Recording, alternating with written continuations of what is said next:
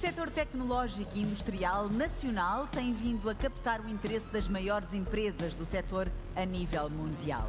A Airbus, por exemplo, inaugurou uma unidade industrial em Santo Tirso e um centro de serviço em Lisboa.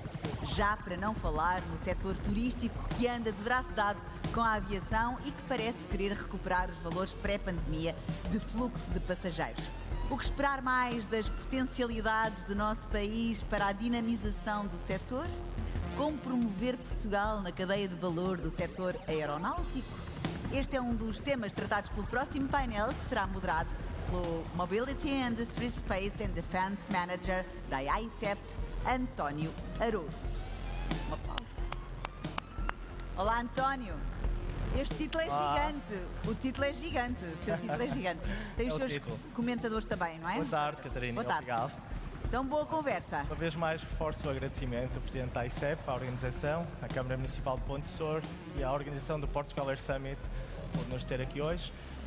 I will speak in English to reach more people, and I would like to call Heribert Schrage, General Manager of Aernnova in Portugal. Heribert, welcome. Luís Freitas, Plant Director of Next Team in Portugal, please. Paulo Monginho, Member of the Board, Chief Commercial Officer of OGMA, and Rodolphe Andrieu from Airbus Atlantic Production, Control and Logistics. Thank you. Please join us. There. Gentlemen, please have a seat.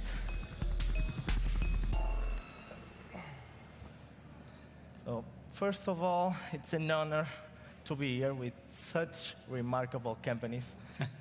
The organization of Portugal Air Summit challenged AICEP to conduct this discussion about Portugal in the aeronautical value chain and its industry capabilities. And the idea is to start this discussion with an order from the company with the longest presence in Portugal to the most recent in activity. And OGMA is with us. Company is an aeronautical Portuguese company held by EMBRAER Group and by IDD, focused on MRO activities, engines and components, and aerostructures manufacturing for civil and defense aircraft. Paulo, the company's history began more than 100 years ago. Yes. So can you quickly share with us some milestones of OGMA until today? Sure. So first of all, thank you for inviting OGMA to be present here. We had our CEO yesterday. So I have a list. It's not supposed that I read, but I have a list of, let's say, the key milestones. OGMA is now 104 years old. It's an old lady, as I usually say. And so we have lots of different highlights and milestones from and most of you know what I'm talking about, from the old Tiger Mouse and Chipmunk as the first aircrafts that we built in Alverca, to the very, very close relationship, which is not a customer-supplier relationship, is much more than that, with the Portuguese Air Force since its foundation in 1952. More than 50 years of experience with C-130, P-3 and Puma, several decades as an authorized maintenance center for Rolls-Royce, Lockheed Martin authorized service center. So OGMA has been able to really keep very loyal and last-longing relations with the main OEMs in the world. And more recently, in 2013, OGMA started the industrialization of the very, very important for Portugal, the EMBRAER KC-390. More recently, in 2017, we inaugurated our painting booth, our painting facility, and 1 year later, we celebrated our first, and I say first, centenary. Very important to mention, and this is much more recent, it's from 2019, 2020, the two major contracts we signed with PW for the GTF engines, for the Airbus 320neo, and very important for the E-Jet E2 from EMBRAER. So we are talking about the 1100, GTF 1100 and 1900. So these are some of the key milestones of the history of the company. We could highlight some others, but I would say very important, great customers that we started to work with 50 years ago Lockheed Martin, Portuguese Air Force, Rolls-Royce, and now KC-390, all the relation with Embraer and with PW more recently. Okay. Thank you, Paul. Something I didn't say at the beginning, we have 4 companies and 4 different entry modes in the Portuguese market. It is quite interesting, looking at greenfield investment, a merger and acquisition, and an international joint venture in your case. Next team, Arcos Machining, specialized in precision mechanics. The company is the result of a merger of group Next Team with Ventana Group, but the history began 20 years ago under the name of MPV. Liz, would you like to share some of the moments from the setting up of the plant until the activities today? Yes, thank you for the invitation, AICEP and António in particular. It's really, the company begins in 2001. It was, at the beginning, it was a French company that decided to expand their operations. And the first company outside of France, it was in Portugal. Why Portugal? Because it was Portuguese people that work there and have contact directly with the mayor of Arcos de Valdevez. We are in Arcos de Valdevez. At that moment, Arcos de Valdevez developed the industrial areas, and it was contact directly. Our boss decided to expand the operations and go directly to Portugal because Portuguese people work there. It's a Portuguese community in France that is huge, that make that difference. In 2007, we make the same process with Tunisia. We do other company, other fabric plant in Tunisia. In 2011, we create a group, we call an IME group. And in 2020, with the COVID, Ventana was acquired the IME group. Ventana was not a machining company, it is fundamentally foundry and metal sheet and welding, but they take the opportunity to create the machining parts in their portfolio. In 2000, at the same time, COVID, and as you know, and then merge in 2022, Ventana and Next Team. Next Team and Ventana, that now is only Next Team.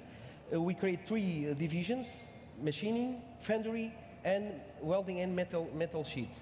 Portugal, stay here, at the same, from the beginning with the same reason. We are very good in engagement. We are a very good OTD, on-time quality, on-time delivery, on-time quality. Our engagement is so in the industrial sector in France that is an opportunity even for Next Team to expand and come to Portugal and start operating in Portugal. Okay, thank you, Liz. Heribert, even though Aernnova started its management in May, the Évora plants began operations in 2012, and since then have been manufacturing wings and stabilizers for different segments of the aviation market. Aernnova is a well-known Tier 1 that came to the Portuguese market through acquisition.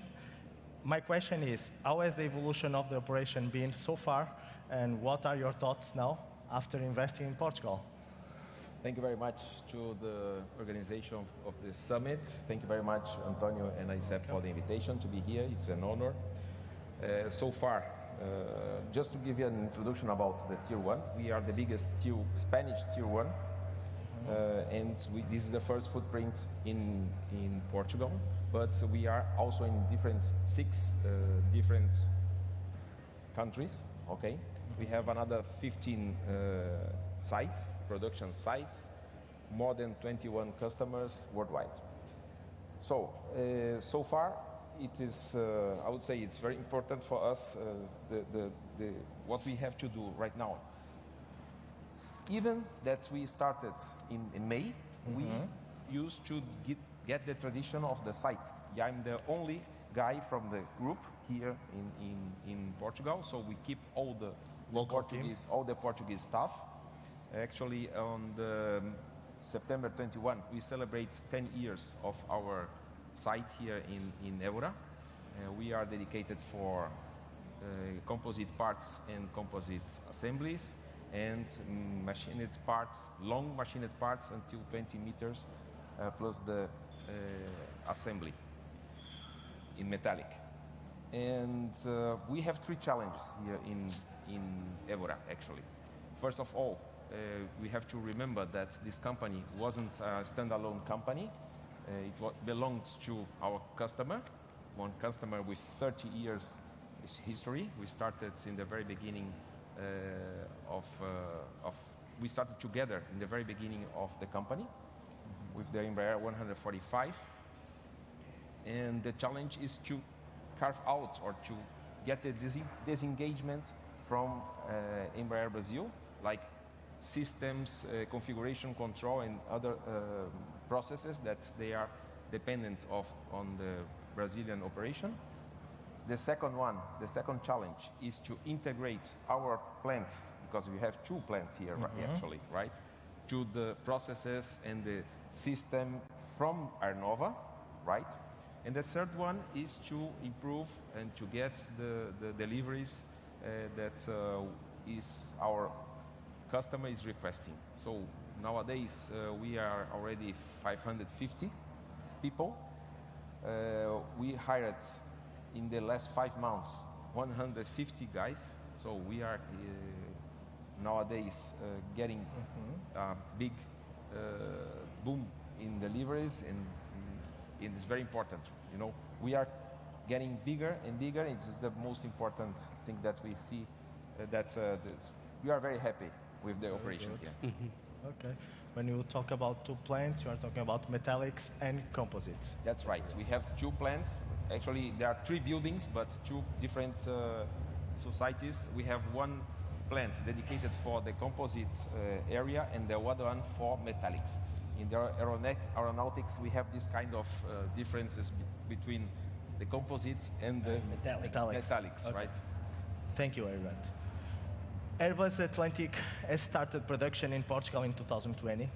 The plant currently employs more than 100 people, and Airbus Atlantic foresees the creation of more highly skilled jobs in the coming years.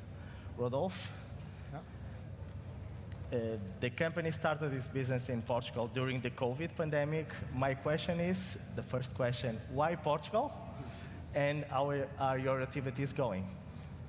Why Portugal? I will say that it is several reasons: economic, strategic, political, and so on. The first one is we are acting as a de-risking, so now it's very difficult for one company to, I will say, to support along the ramp-up that our customer Airbus is required.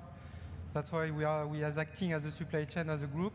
So Portugal, we are closing working with Tunisia, Morocco, which is already installed within Airbus. Why Portugal? It's also to make a balance economic here in Europe. It's close for France, so we have quite, I will say, similar culture. So less than 1 day transportation. And we think that it was a challenge to start the operation within the COVID crisis. But we see then the results 2 years after that we said that we had reason to take the challenge. And meanwhile, the COVID was there to continue to install the plant now. And the plant is growing up. Very good. Very good news. Yeah. OGMA. Paul, back to you again. Yeah. You are the Chief Commercial Officer of OGMA. Can you give us an overview of the main export markets? And how do you see OGMA's current position in the global value chain? Yeah, sure.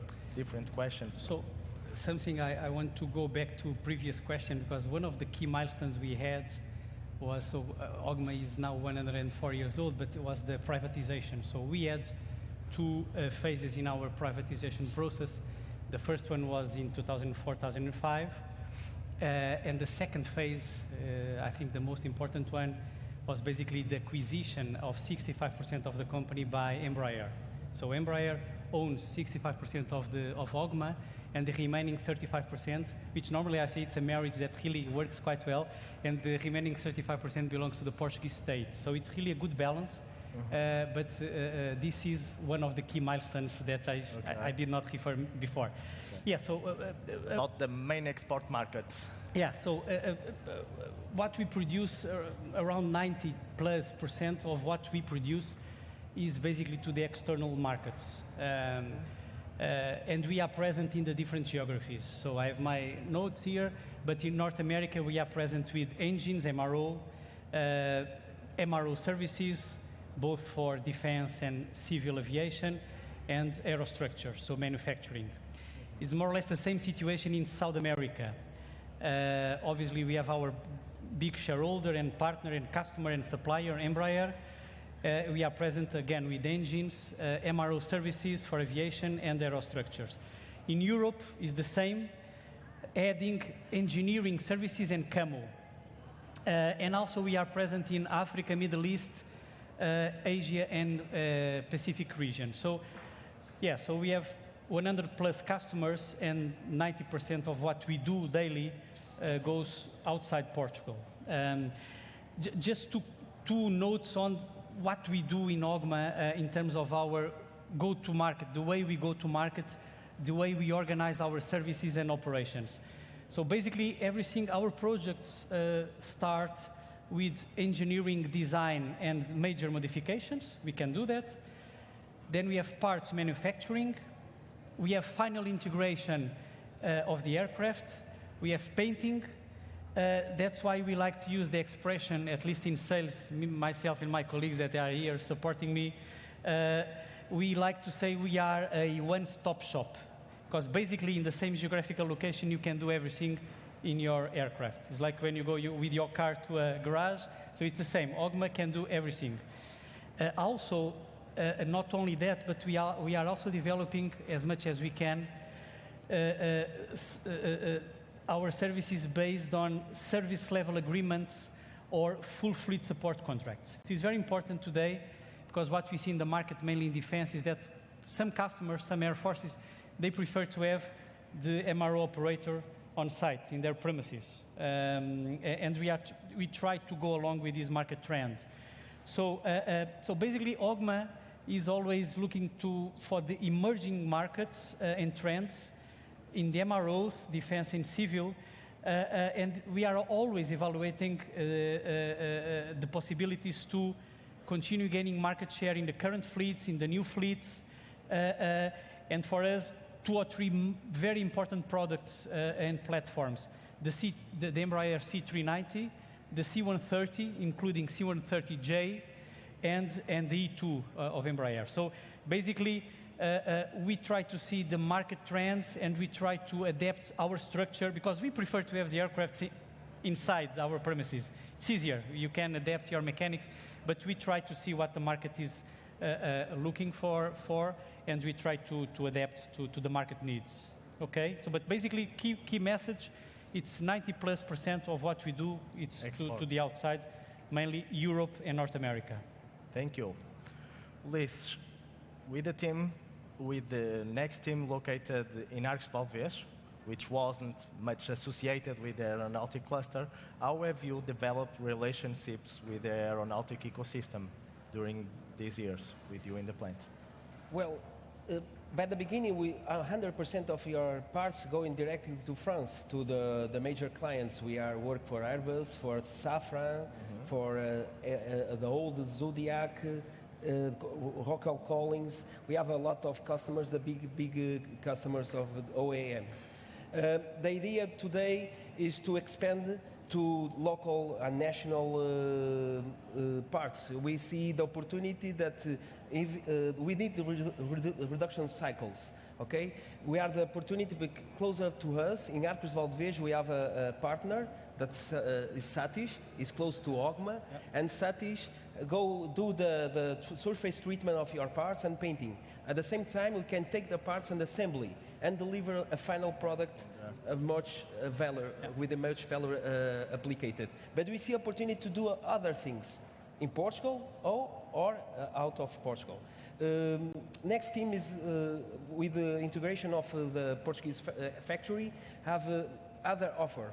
We are specialized in the small parts, technical parts, with high precision, aluminiums, titaniums, and with that knowledge that we have 20 years ago, with our team, that is a very expertise team, we can develop our business, help and growing together with next team and with our customers.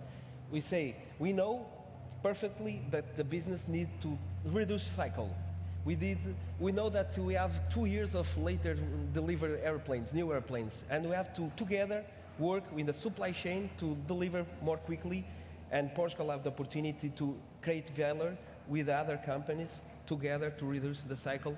Even the parts going France come back, going France come back, go England come back, go Spain come back. I think is the Arcos de Valdevez. Why Arcos de Valdevez? Because it was the history, it was community, Portuguese community in France that do that directly relationship or directly contact. Very well. Thank you for your thoughts and value adding.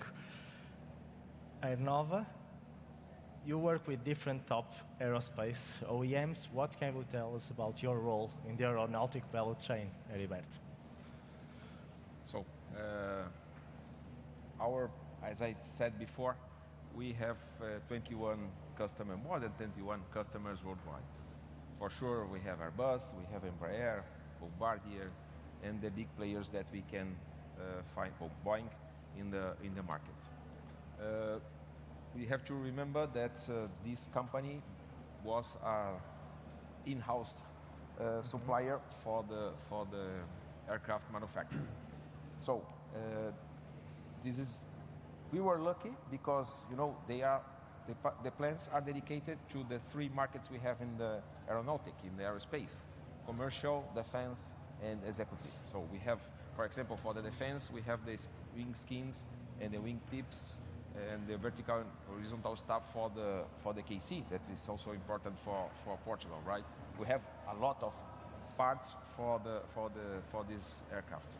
We have for the executive Predator. This is also a very interesting program from EMBRAER.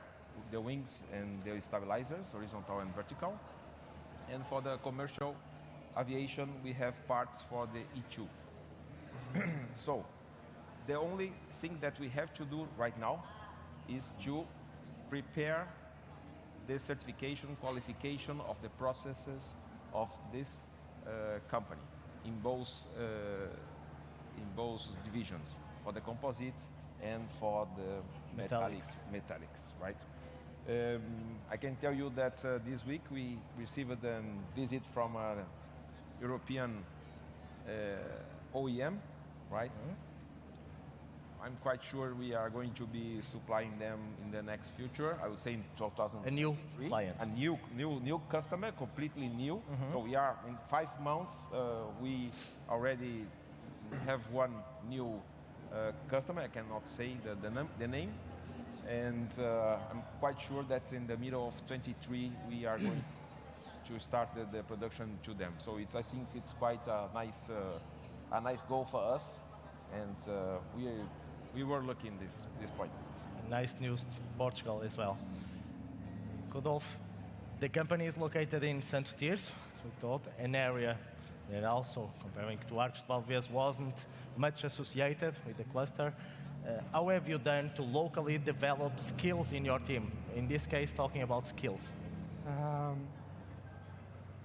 Well, each time we have to start a plan, for sure. I will say that we have to attract, be attractive, train, and fidelize. So we make some partnership with same theme, with EFP. In every skill we have to bring, so fitter, technician, as supply chain also. And in order to promote also, I would say, internal evolution. And after we have to fidelize that we are quite young.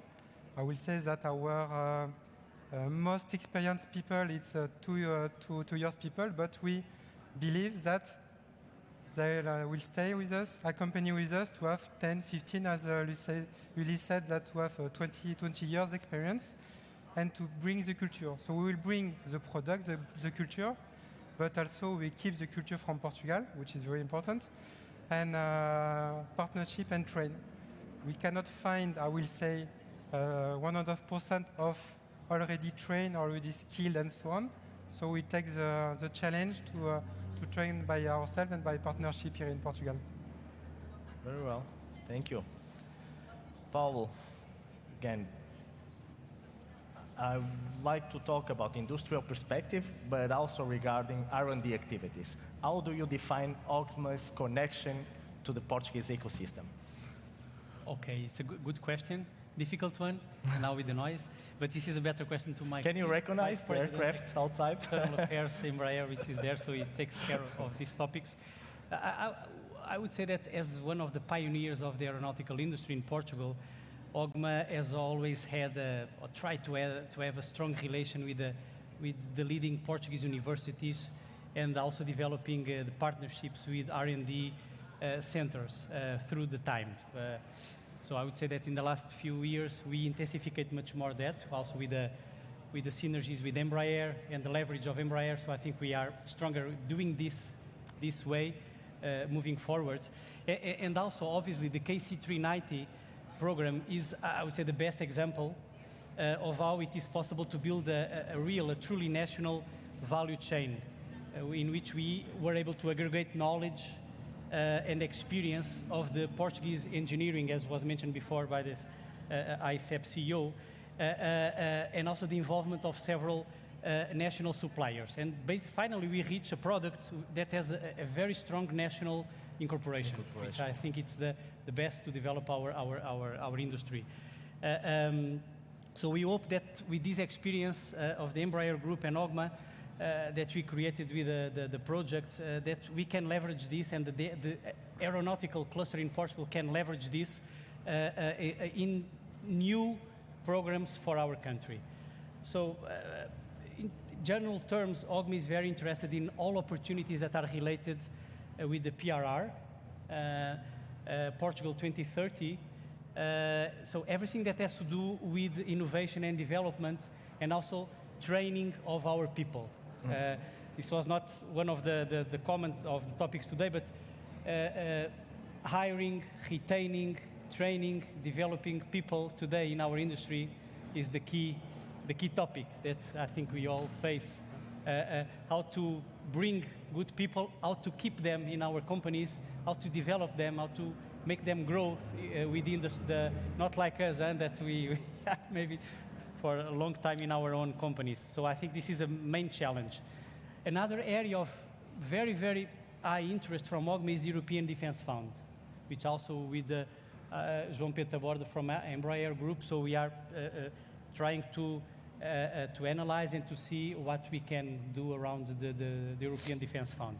So basically I would say that EMBRAER is available to participate in all kinds of programs with the national industry ecosystem, and to contribute to the Portuguese economy, I would say that. Thank you. Liz, in your plant, we were talking about that outside, you have a lot of young people in your staff. Yeah. I'll ask the same question to Airbus. You are in Arcs 12 years. What have you done to develop the skills in your team about partnerships and also the industry connection? No secret, we take kids, we teach them, and then we work with the men. These are like the main idea. But we are more of 10 protocols with local schools, professional schools, universities. Technical schools. We are very close. We take every internships opportunities. We take every master's degrees that we can take, and then we keep what we want, what we need. We keep us in our team. For everybody understand, more than 50% of our personnel or employees, they are less of 40 years and are more than 15 years of experience. Is a great opportunity for us in terms of develop the company or national company, Portugal, for the future's moments that for example, for industrialization, we have a strong team that can be developed to industrializations and new parts and new projects. And we see Braga, for example, is this year start a new university degree with aerospace. We are there, we talking with them to understand, to explain our needs, and naturally the things happen. Alto Minho is a small region, but we take advantages. We have a very good communications. We are 30 minutes from Porto, 45 minutes from the aeroporto. We are Airbus 30 minutes. We are Galiza. Understand that Galiza do a lot of effort to the aeronautic sector. They start to shifting from the automobile, the vehicle, for example, to investments in the aeronautic. Airbus is there, Aernnova is there, everybody is there. And we want to take the opportunity. We don't think that we are in north of Portugal, don't have the same opportunities. That Airbus in Santo Tirso proves that. North of Portugal has a word to say in the aeronautic industry in Portugal. OGMA have a lot of history, but Portugal will be higher together. Here we have three different regions, the north of the country. In the same sector. Thank you. It's just to let you know we are running a bit out of time. Heribert, how do you rate your first contacts with the Portuguese stakeholders? You are new here, the company. Before talking about external, we have to talk about what we found here, right? And I can tell you that we found a very nice, trained, high-level staff.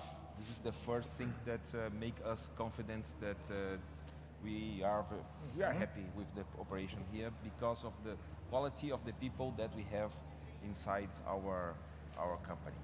Outside the company, we, as usually, this is the way Aernnova makes presences in the society, in the community. You have been talking about the Universidade do Porto. Tomorrow, our human resources manager is there in Porto. We are very far. We are not 35 minutes from Porto, but we still we have to be integrated to the Portuguese environment, right?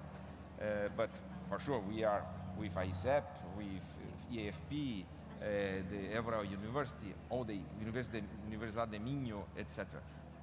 All the good work and good job that our EMBRAER, our customer, did in the past, we will keep and we will improve it if it's possible to improve, right? But we are confident that there is just little things to adapt to get different businesses, different products, different customers, and so we are confident. Where you are satisfied. Yes, we are confident with the Portuguese potential. Thank you. Rodolphe, I suppose this will be the last question. Since the aeronautical industry has recovered faster than expected, and this movement has put pressure on the supply chain, what effect did it have on the company's activity? And in 1 minute, if you want to share with us some future plans of your company. Say that as a good example, because I was working not so long time in supply chain, and we know each other. We used to say that aeronautic is a small world, and it's the kind of thing that we have to work as a group, as a team. Airbus and some other high customers is required for high ramp up, more than we were in 2019, meaning that we cannot work alone. That's why we are here in Portugal, in order within Airbus Atlantic to de-risking France, Morocco, Tunisia, and so on, and also with the supply chain. And we are looking to work together with supply chain in France, here in Portugal, locally speaking. So that's why more and more it will be, I will say, not only an advantage, but it will be mandatory to work as a group in order to be fruitful, in order to accompany the ramp-up of all our main customers, like Airbus, I will say, but another customer we have, or competitor we have in aeronautic. Aeronautic will grow. That's a good challenge, and we will accompany us by working together. Thank you. Gentlemen, a lot more could be said, but sadly, we are out of time. So I just want to thank you for your participation and insights. I think you are paving the way to other companies that are listening us and will be in Portugal with us in the next times. Thank you. Muito obrigado a todos. Thank you. Muito obrigado. Thank you.